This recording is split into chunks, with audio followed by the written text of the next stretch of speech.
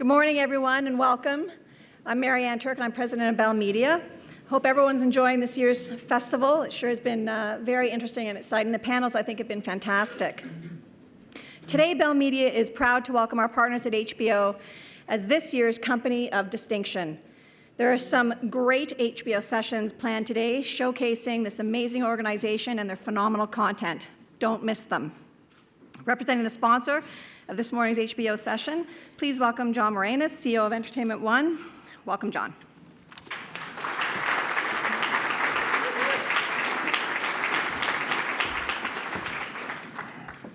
Welcome, everyone. Every year at BAMF, we recognize an organization that has made significant contributions to our industry as the Company of Distinction. This year, we're honoring a colossal force, a disruptor of epic proportions. This company not only makes great television, they've redefined the medium. They were the first to launch a pay TV service in the US. Then they changed how we think about television, with original programming like The Larry Sanders Show, a personal favorite of mine, and The Sopranos. Everyone loves The Sopranos. And more recently, they launched pioneering digital on-demand services like HBO Go and HBO Now. This company has recharged the media business model, sending jolts through the pop culture nervous system time and time again. I'm thrilled to be introducing a company that's changed the course of entertainment history and continues to churn out the gold standard in film, television, music, and sports content year after year. Oz, Sex and the City, The Wire, 6 Feet Under, Curb Your Enthusiasm, Deadwood, Boardwalk Empire, True Detective, Girls, Silicon Valley, Veep, Game of Thrones. The list goes on and on of original programming that keeps us all glued to our screens, big and small, both fixed and mobile. And I'm particularly excited to be introducing Richard Plepler, HBO's chairman and CEO, who has been so instrumental in HBO's growth and success. At E1, our relationship with Richard and HBO started more than 7 years ago with our series Hung. My hands up here for everyone.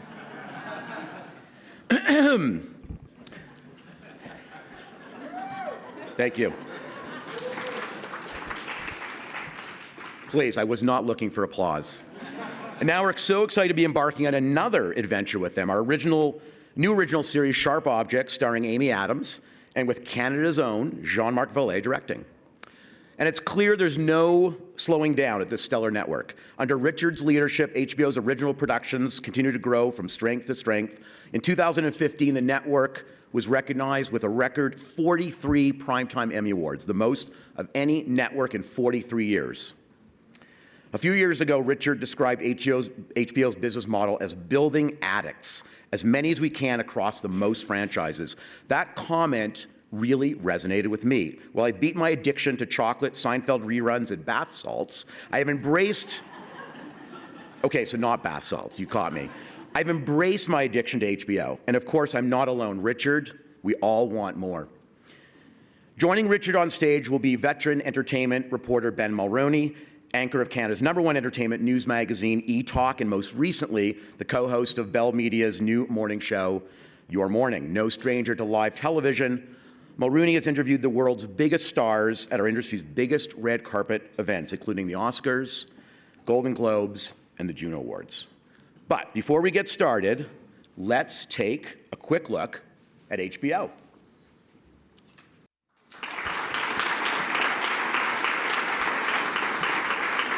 Ladies and gentlemen, please join me in welcoming to the stage Richard Plepler and Ben Mulroney.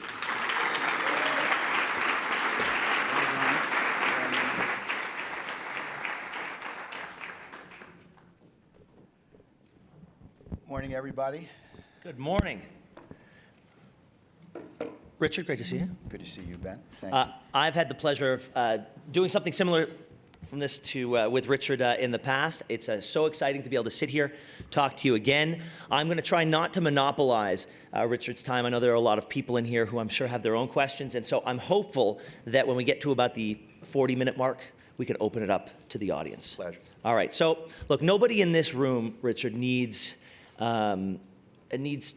to be briefed on the ever-changing status of the media landscape. I think we all know that. But I would be curious to know what you think HBO's role is and where HBO is in that ever-changing media landscape. How do you see HBO today? You know, we're continually trying to create the next great series of original voices. And that just comes from having a brand which blessedly is a magnet for the best writers, the best producers, the best directors, the best talent who want to come into our home and do their work. And I think what's exciting for us is that if you look at this ecosystem, which decidedly is the most competitive ecosystem in my 20-something years at HBO, where so many people are doing good work, we have, I think, more quality on the air than any time in our history, more variety of quality on the air than any time in our history, and a bigger line at our door than any time in our history. And that is a tribute not only to the power of the brand, but also to the extraordinary array of talent inside our company. And I think that it transcends our superb development team and our superb creative executives. It goes to our marketing prowess and our PR team and our business teams. People have an experience at HBO when they come to work there. We hear it over and over again from talent, from writers, and that's the secret sauce. People want to come back. It becomes catalytic. They talk about it. And that really is the blessing, that we continue to draw the best people doing the best work.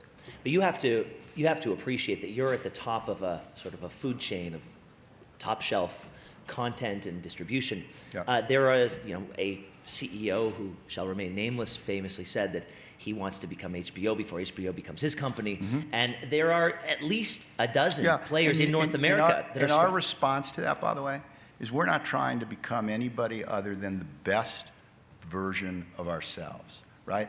When people say, who's your competition? Our competition is doing what we do even better in more different ways, with more different distribution opportunities and options for our consumers, and building our brand all over the world, because people forget this is a global company with 130 million global subscribers. We have networks in 30 countries all over the world. We're selling into 150 territories. So we're not trying to be anybody other than ourselves, and we think if we play our game to our fullest capacity, we're going to continue to reinvent and reimagine the best creative voices and the best creative expressions in the business. That's what we think Bill Simmons is going to be. Yeah. That's what John Oliver has become. That's what we think Jon Stewart is going to do. And whether we're doing a movie like LBJ, Jay Roach is here, we're doing Leftovers with Damon, whatever we're doing, Girls, we're looking to do it where people are going to say, Abe Rosenthal is the great legendary editor of the Times. He had a wonderful line that I use all the time where he sat in his editorial meetings and he said, I want my readers to pick up the paper every day and at least once as they're looking through it say, holy shit, right? And we want our subscribers to turn on our network at least a few times during the week and say, holy shit. And it means different, that kind of, John referred to my addicts line, that's true. But there are many different kinds of addicts, right? There are people for whom Game of Thrones is, there are people for whom Girls or Veep or Silicon Valley or John Oliver or our movies or our boxing or real sports. For us, we're trying to get people inside our house, marinate inside of our unique creative work, and then maybe get excited about something else. That's our job that we think about each and every day. And then building out different means of viewing our network, whether it's on a screen, whether it's on a mobile device, whatever it is, PlayStation, Xbox, we want to give full optionality of viewing to our consumer, which is why we've evolved our digital distribution as well. I'm listening to all of these things. You're talking about different modes of distribution, different channels. You're talking about different ways of consuming HBO in terms of platforms around the world, different partnerships that you've had. The content itself ranges from live sports to John Oliver and so on. And then, like I said, you also have all of these competitors who are trying to co-opt that royal jelly that HBO seems to have. Is your job getting harder each and every day? Is it harder to maintain the identity of HBO? No, look, there's a very healthy neurosis inside the DNA of HBO. I think we have a bunch of healthy neurotics. I'm one, and I'm surrounded by them. That's a good thing, because there's not a scintilla of complacency inside our company. John mentioned the 43 Emmys. We had about an hour of patting each other on the back at the Emmy Awards, and then we were in the office the next day saying, what's next? And I think that's kind of the natural resting pulse of our company, always has been since I'm there. Everybody is always looking to raise the bar on ourselves. And I think as long as we continue to feel that way, if you sit back for 2 seconds and you think you've licked it, or you have the secret sauce, or you can sit back in your office and everything's going to come into you, then you're in trouble. But that's not the culture that we inhabit. And fortunately, the kind of consistent DNA in our company is a restless energy to find the next great thing across all different genres of our program. Well, you just mentioned it, the next great thing. We have a couple of clips that we want to show our friends in the audience. If we can cue them up, we've got 2 clips from 2 shows that are about to premiere on HBO. So let's take a look.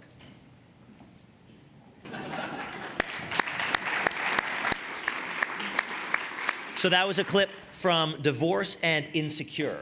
I think we all recognized the very famous face from HBO Sex and the City, Sarah Jessica Parker, in the first, but I think the face in the second Issa Rae, yeah. It was new to a lot of people. So those seem to be 2 completely different types of shows. So I've used the metaphor before that, you know, we kind of think of our artistic home as a gallery, and we want the best people hanging their best work inside of it. So you have masters, and you have, you know, new masters, and you have emerging artists.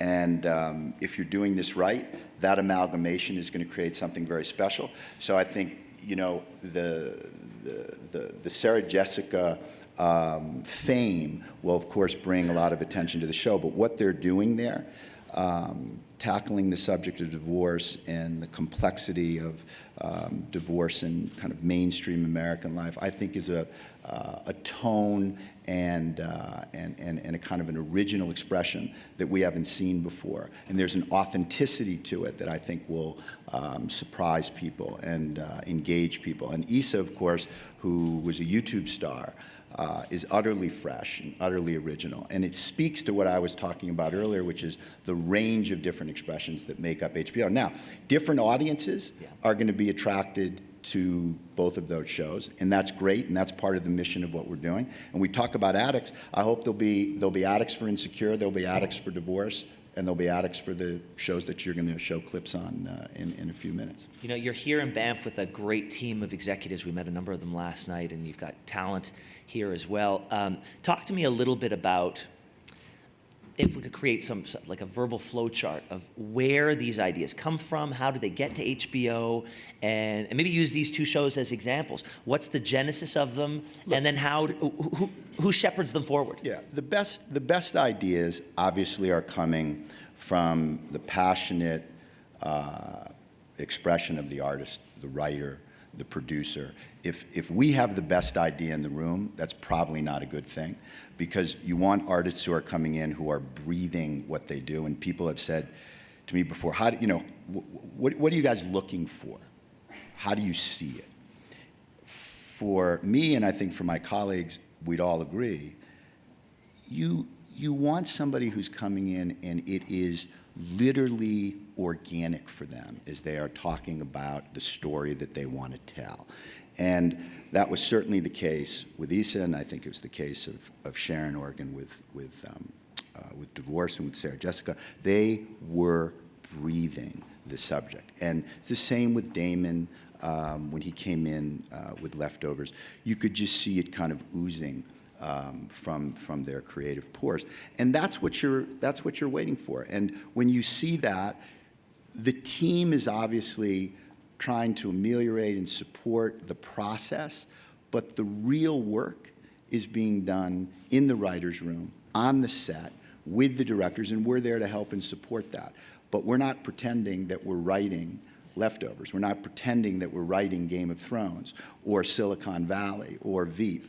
You know, if you look at, just take the kind of standard of those shows for a moment. If you look at Veep this year, which is just, you know, everybody is talking about its resonance in popular culture. That's Dave Mandel, who came in, who Casey nurtured in and brought in with Julia. And I think they've taken the show to even a higher level. And the same with Silicon Valley. I mean, Alec and Mike Judge had a particular gestalt about what they wanted that to be about. They've nailed it. And what you hear, and the reason you know it's resonating, is when you are talking to people in Northern California, they're telling you the show makes them uncomfortable because it's so stunningly accurate in capturing the tenor of the world that they're living in and skewering the world that they're living in. So, look, it's all about the artist. My favorite line, which has the virtue of truth, is artists are sacred, and our job is to preserve and protect and defend their expression when they come into the house. On the pantheon of stars at HBO over the course of your history there, Sarah Jessica must be pretty close to the top for everything that she's contributed. Absolutely. And everything that show did. So my guess is since Sex and the City ended, there has been a push, there's been a drive and a desire to get her back on what a lot of people see as her natural home. But interesting and important, she didn't rush back to do just anything. She waited, and her production company waited very carefully to find the project that felt right for her, that she thought was worthy of her next chapter at the network. And there were many things, as you might imagine, that passed by her desk and the desk of her production company. She waited for this. And I think when you see the show, you'll see why. Well, we've got a couple more shows that we want to show people. Now, nobody's seen these yet. So we're going to ask everybody, if you have your phones, put them down, because I've got a shoe and I know how to throw it. So why don't we take a look at Westworld and Big Little Lies? You know, it's interesting. The phrase original voices gets thrown around a lot and often can become a bit pat. But the truth is, you know it when you see it. And what we are trying to do over and over again is make sure that the programming is fresh and distinctive, and people do sit up and say, I've not seen that done that way anywhere else before. And I think when you look at both those very different creative expressions, you see that we try to adhere very faithfully to that idea. They are, both of those, if they have anything in common, they both look very cinematic. Yeah, and beautifully shot. It sort of helps that you've got some of the biggest stars in the world that are coming from the big screen to the small screen. Yeah, it's it's storytelling. It was, I remember when we launched Boardwalk Empire, and Marty Scorsese was on the panel, and they said to him, why are you doing this? And he said, you know what? Where else do I get 10, 12 hours to tell a story? And I think people are starting to see in popular culture that the stickiness of their work and their ability to imbue their work into the zeitgeist, into the national conversation, more and more comes from being part of an American television success than almost anything else. But that first trailer that we watched, Big Little Lies, you've got, I saw Nicole Kidman, Reese Witherspoon, Laura Dern. This is, it just seems to me that in terms of the ability to... And by the way, all those folks who, and in the case of, obviously, of Laura and of Nicole, have done work at HBO before. So it comes back to the point I made to you at the outset. There is an experience about being in our company that resonates with artists, and that's what brings them back. after Bryan Cranston, who I've been a huge fan of for a long time, just did the LBJ movie for us, and I was telling him how stunning, of course, I thought it was. And he's worked everywhere, and he said, look, he wasn't speaking, obviously, with any criticism about his experience anywhere else, but he said, this has just been a particular pleasure for me all the way around. And we hear this over and over again. So, look, do you find that these stars evangelize for you once they've been through the HBO machine? They go out, they tell their colleagues, their peers. When John Oliver came to HBO, he didn't know us, we didn't know him, and we said to him, look, we think you're terrific. We obviously think that our DNAs are aligned. We'll give you the real estate you want when you want it. We'll let you do what you want, and we won't bother you. And I later learned that he went back to Jon Stewart and said, really? And Jon Stewart, who we didn't really know then, said, no, I hear that's actually true. And I think in very short order, I know in very short order, John Oliver saw that that was absolutely true, and that we trusted him to use that time on the network to realize the fullest expression artistically of what he wanted to do. And even when he was commenting on certain things that may have been, shall we say, not exactly consonant with where we stood on a particular industry issue, we never bothered him, and we never interrupted what he wanted to do. And I think that gets socialized in the community. We are here in the service of artists' voices. One of the important things about any successful company is the culture that it embodies. And I think you can tell a lot about a culture by how it deals with adversity. We've talked a lot about the hits that HBO has had, but what happens within the walls of HBO when a show underperforms, misses the mark, or you guys just didn't see it come, or somebody else has a success that a lot of people think HBO should have had? What happens inside the walls when you guys aren't having a great day? Look, obviously we don't do everything perfectly, and we make mistakes, and there are things that we might have wanted to develop that we didn't, and there are things that don't land as perfectly as we might have hoped. But I think what you do is you trust within the kind of collective wisdom of your organization. You trust that you're playing the game that you want to play, and you trust that you've defined success correctly. I think the biggest mistake sometimes that people make is I'll never forget when 2007, Sopranos was going off the air, and we were perceived to have hit a little bit of a lull, and everybody kept saying to us, what's the next Sopranos? What's the next Sopranos? And what we said, and this was not a politically correct answer, said there is no next Sopranos. What there is the next great original voice, the next great show. And we rolled up our sleeves, and in came Alan Ball, and in came Lena Dunham, and in came David Benioff and Dan Weiss, and in came Nick Pizzolatto, and over again, if you continue to listen carefully for the kinds of talent that you want to refresh the canvas, if you will, of your company, they're going to come. And I think when things don't land, you have to be candid about that. And you have to have a culture where people speak honestly to each other. Your creative team is speaking honestly to you. You certainly can't create an environment where people are afraid to dissent about something that either didn't work or might not work.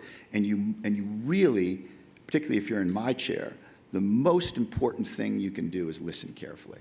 Because I'm 57 years old, and if you sit here and you decide that, if I'm going to program that you're going to have Churchill 3, 4, and 5, our iteration of the Churchill movies on, you need people around you saying, no, we've done a couple Churchill movies. Let's move around and do this. So it really is about creating an environment where you're listening to all different kinds of sensibilities, all in the service of what your brand represents. So what's the closest you've ever come to panic? Because I'm hearing a lot of confidence that you've built a really great ship with a great culture. I'll tell you something. But at some point, something's got to crack at some point. You got to say, ooh, Ben, boy. Yeah. Ben, nothing's going to crack. And I'll tell you what keeps me up and I'll tell you why I fall back asleep. What keeps me up is the velocity of change. Things are moving at 1,000 miles an hour, and we're playing a game of multilateral distribution, both here, both in the United States and around the world. We like that because we own our own content, and we don't, we want to work with our cable partners and our telco partners and our satellite partners and our digital. We want to work with everybody to help disseminate HBO as widely as we can in the United States and around the world. We want the best content. We have 4 Hollywood movie studios, by the way, which oftentimes get subsumed in the conversation, but it's 75% of viewing on HBO is Hollywood movies and 71% across all platforms. It's 60-something% of on-demand viewing. Very, very important advantage for us is those 4 Hollywood movie studios undergirding the heart and soul of the brand, which is, of course, our original programming. But to tell you why I fall back asleep, because I've worked with our team, my whole adult life, and I know all of them very well. And it is simply the best collection of talent across disciplines that I have seen anywhere. And I know, with all due respect, I know everybody at every other enterprise and every other entertainment company. I just think pound for pound, we've got the best people. And they love the company, and they eat, sleep, and breathe the company, as do I. And so you speak about culture. When there's a challenge, the important thing to do is to gather everybody together, to confront it head on, to look at what your options are, and to build a solution.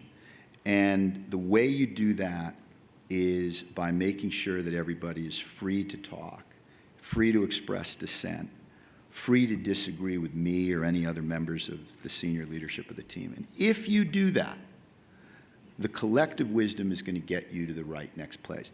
If you don't do that, I'm militant about the following point. Every time that we've tripped because we haven't listened to each other. And every time we've moved through challenges successfully over the last 20 years, we've done so because we've listened carefully to each other. And so a big part of my job is making sure that we are synthesizing all the best thinking inside our company. Now, quote Churchill, since we invoke Churchill, to govern is to choose, and there are many times where you've heard everybody and you got to make a decision, and there's always going to be 2-3 dissents. But if you build consensus over time and you listen carefully, you're going to get the best thinking and you're going to make the best decisions. And I think the reason that we continue to evolve, the reason that we continue to evolve as a business and we continue to evolve creatively and we continue to build our business all over the world, because of that collective wisdom. So I don't panic.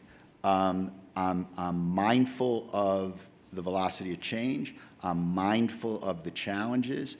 I'm not telling you I don't pop up at 5 o'clock, a couple mornings, but that's good because that's healthy, because then I'm sitting there and I'm writing down, let's check this out, let's check this out, let's check this out. We go, we wrap our arms around it, we come to a decision, and we move forward.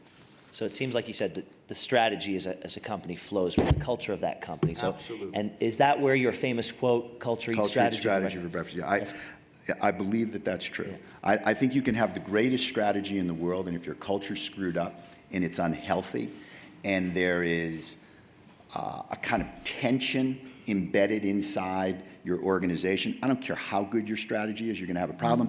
And most importantly, people are not going to be happy. People are not going to give you their best work. And you need to create an environment because it's how you win, not because it's the politically correct thing to do, where people are partners in the growth and the evolution of your company, and they share with you in that growth and evolution. I think at our best, we're doing that more than most, and I think that's why we enjoy the success we enjoy, all the while feeling the healthy neurosis that I spoke to you about earlier. You've referenced the velocity of change, and you've referenced the evolution of HBO quite a bit. So take me down the road. What is the next evolution of HBO? What are the hurdles that you see in the near to medium future? Well, look, we think there's a tremendous amount of growth opportunity for us in the United States and around the world for different reasons in different markets. Just take the United States for a minute. We think there are, millions and millions and millions of additional homes who are interested in the value proposition of HBO. And as we continue to evolve digital optionality, which means if you're a subscriber to HBO and you recognize, this is the use of HBO Go, for example, is very interesting. The use of HBO Go is up 42% year to date, but we have a ways to go still. That means that there's a huge percentage of our current subscribers that don't even understand the versatility of what HBO Go affords for them, meaning the opportunity to watch on your Xbox or your PlayStation or your iPad or your iPhone. So what we want to do is continue to market to our current consumers and to future consumers how big that value proposition is. It's a very dynamic and exciting proposition. And then, of course, with HBO Now, we're simply saying to that 13 million or so broadband-only environment in the United States, you too can get HBO.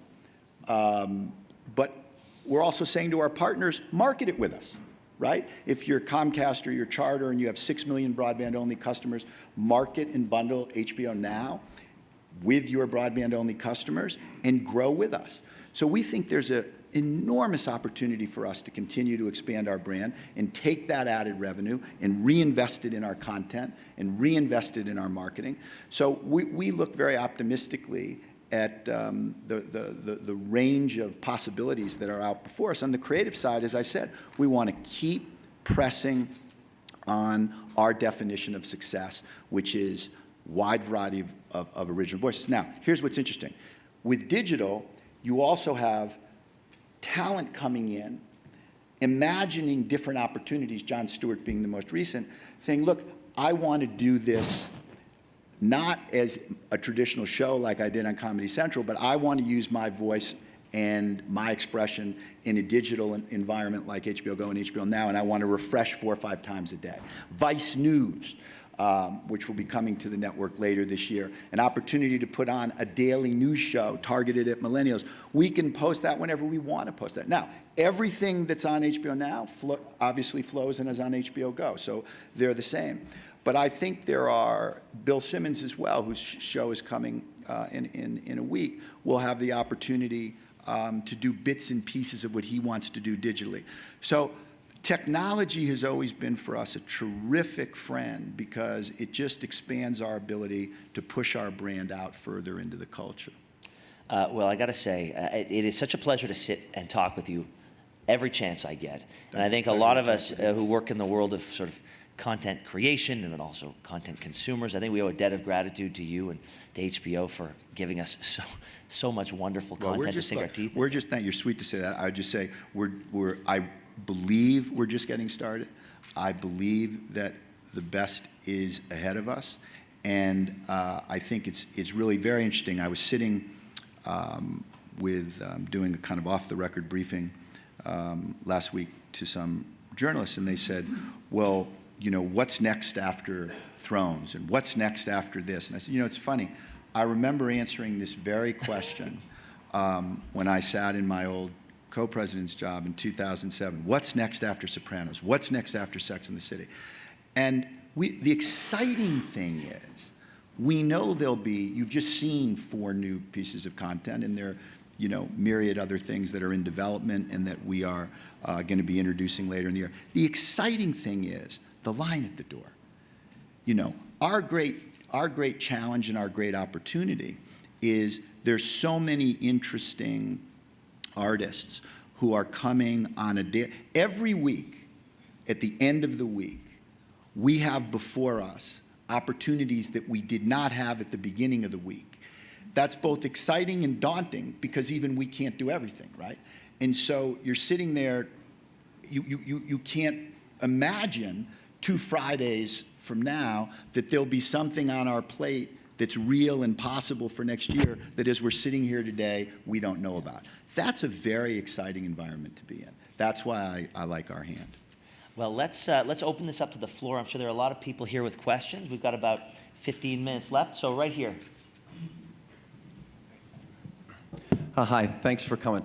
I want to talk about pushing the envelope. I read about a year ago that the cast of Westworld had to sign explicit releases for love scenes. I'd like you to comment on that. Is that true? And then where do you see that going in your programming? I'm not aware of the provisos in the love scene caveats, but but I can tell you that with regard to stretching content boundaries, whether it's language or sex or subject matter, we've always had a very consistent position on this, and it is our position today. If the boundary stretching is in the service of the art itself, whether it was David Chase pressing the envelope in The Sopranos, or whether it's Dan and Dave with Game of Thrones, or whether it's scenes that you'll see in Westworld, if it's in the service of the storytelling, the service of the art, we will stand by it, and we will stand at the barricades by it. And I think, you know, the great famous Potter Stewart line of, you know, when he was talking about the Supreme Court decision on pornography, he said, "I know it when I see it." We know it when we see it. And that's what we're listening for and what we're watching for. Is it in the service of the story? And if it is, we're going to support it. Whatever it is, subject matter, content, language, is in the service of the story. It's very interesting that, you know, people always have something to say about boundaries and how far out you go. But I do believe in this regard, everybody knows everything. And if it's about the art, we stand by it. We got a question right here in the front.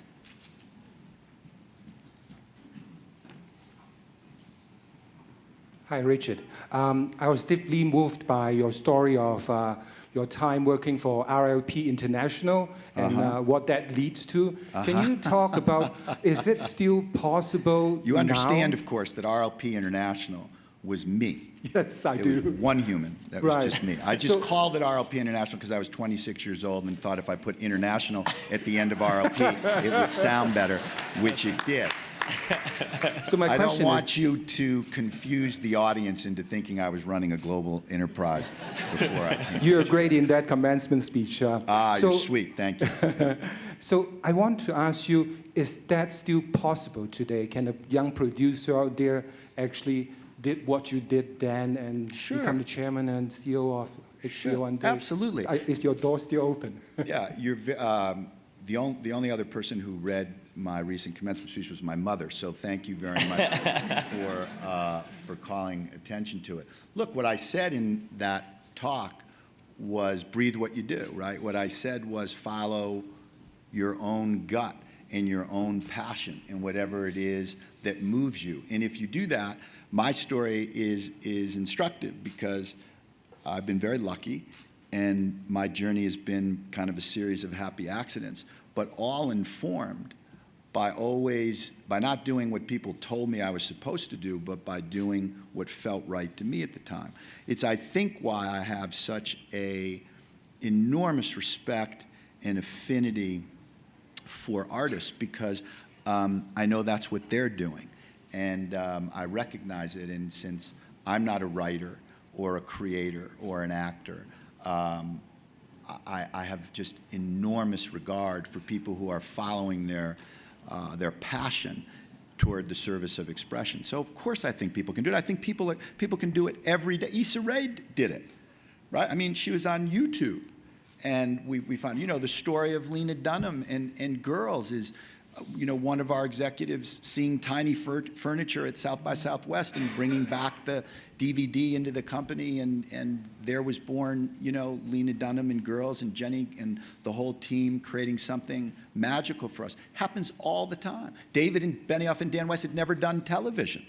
Speaking, by the way, of breathing it, that's what they did when they came in and pitched Thrones. They breathed it, and you could see it. A big, big risk for us, both the genre, and they had never done anything that large, and you had dragons, and this was not exactly, you know, at that moment, thought to be necessarily on brand, right, for HBO, but we trusted that passion. So I think artists do this every day. I just did it as a kind of enterprising, fledgling kid.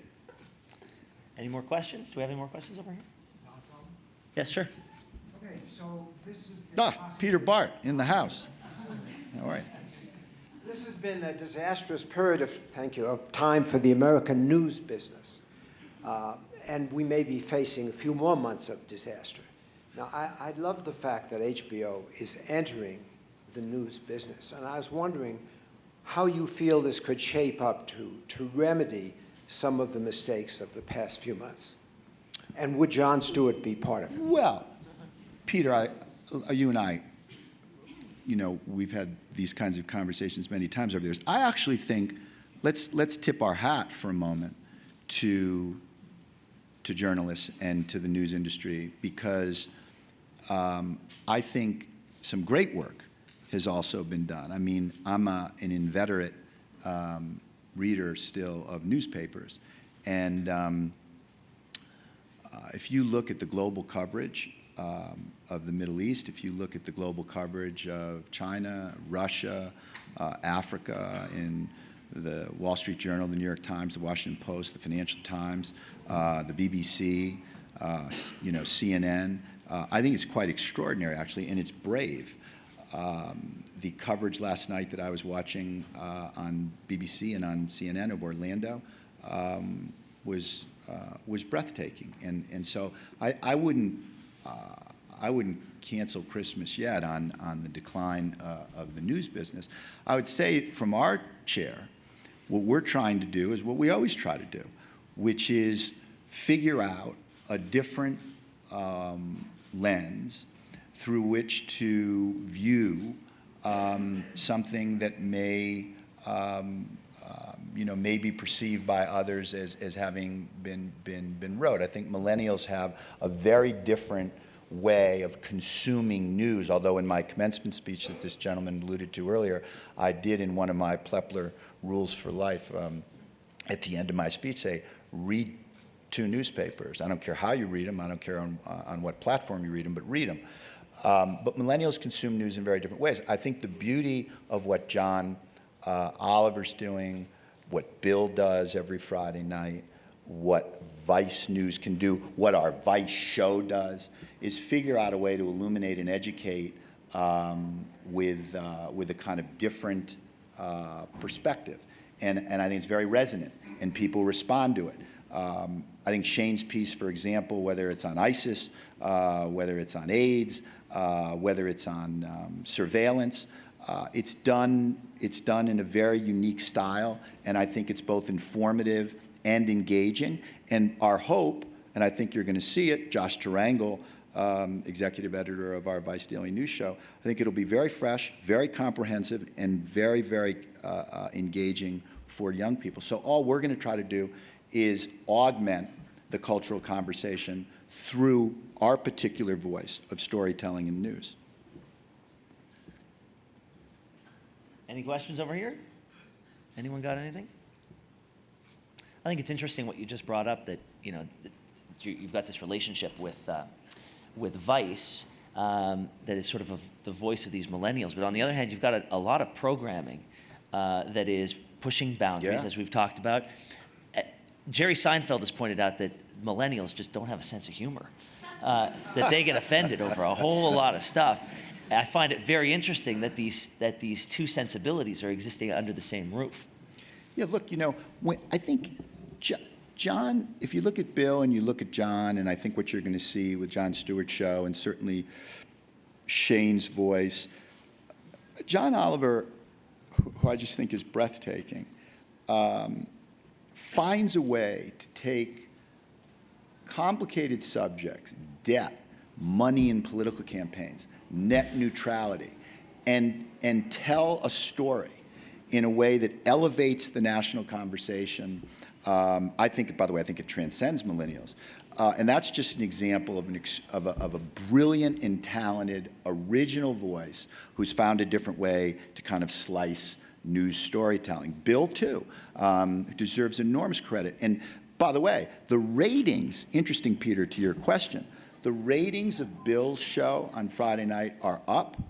The ratings of Jon's show are up into the millions, and I think it shows there's a huge appetite for context and illumination in a complicated world. And if you can find a way to present that in an engaging fashion, there's a huge audience for that.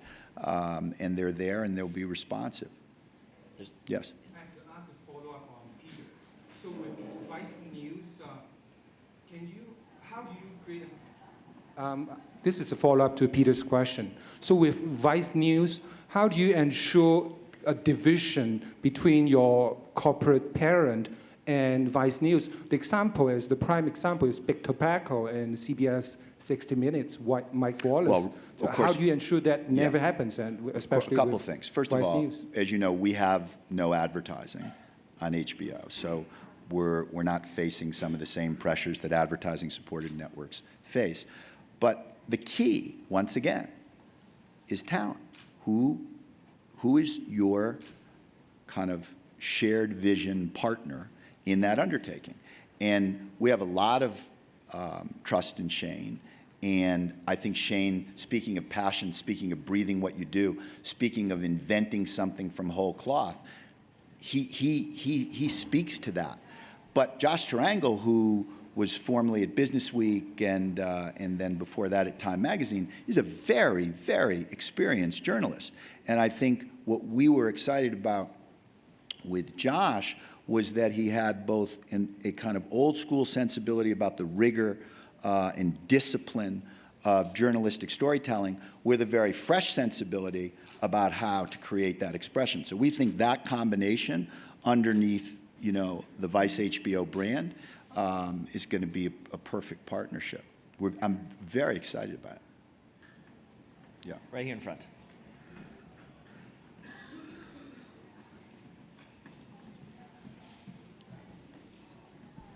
Thank you.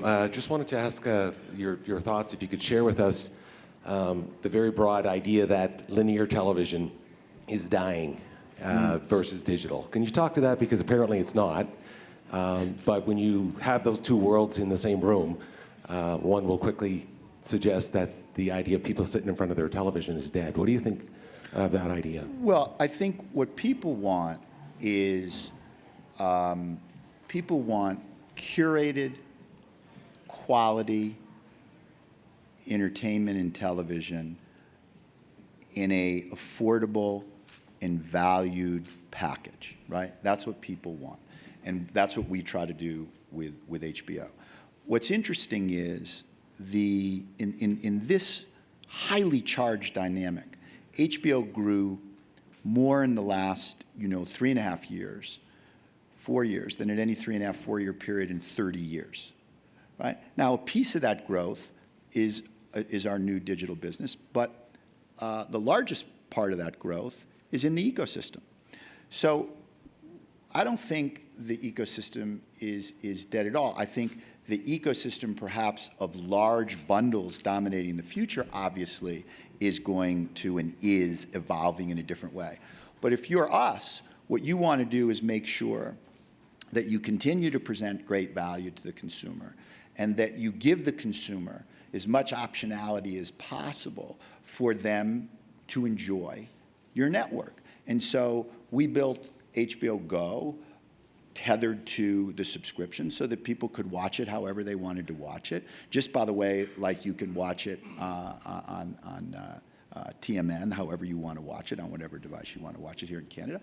And we built HBO Now because, look, when we made the decision to build a standalone streaming service, there were probably 5 million broadband-only homes in the United States.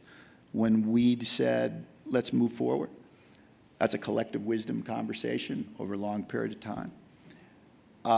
When we stood on stage last March in Cupertino and announced HBO Now with Apple, there were probably 8.5 million broadband-only homes in the United States. And as I sit here with you today, there are probably 13.5 million that will go to 50 million. Now, again, if you are part of the cable ecosystem, right, or the telco ecosystem, you can bundle and package HBO Now because you're right in people's homes.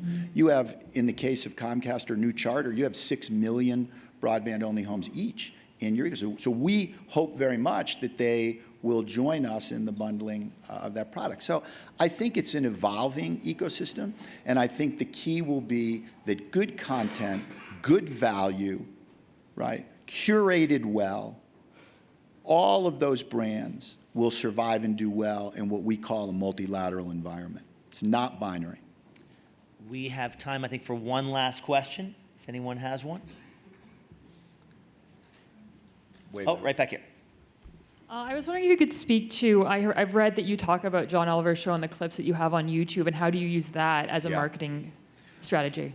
You know, millions of views. He gets millions of views. So John sometimes gets, 10, 12. We take the main story of John's show, we put it up on YouTube, which is obviously a marketing decision on our part. The Drump segment that John did, I think did 87 million views on YouTube. It's a very simple proposition. The more people get to marinate in the HBO world, the more people get to see what we do. Remember, people forget this.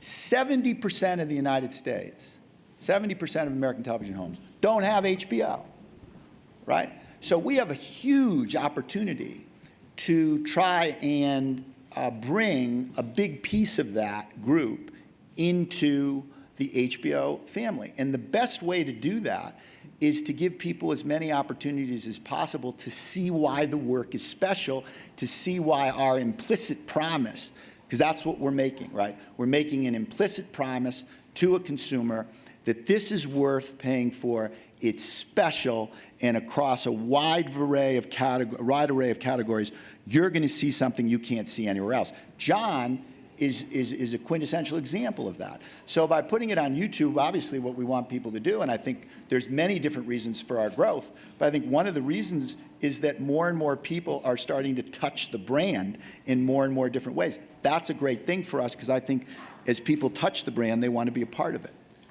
I think the confidence that HBO has, that you just displayed in that answer, the confidence in the face of all of this competition, the ever-changing landscape, I think is probably one of the reasons that HBO is being honored here at the festival this year. Big chunk of that has to do with the leadership at the top. Thank you so much, Richard, for sharing that vision with us here today. Thank you. Thank you. Thank you.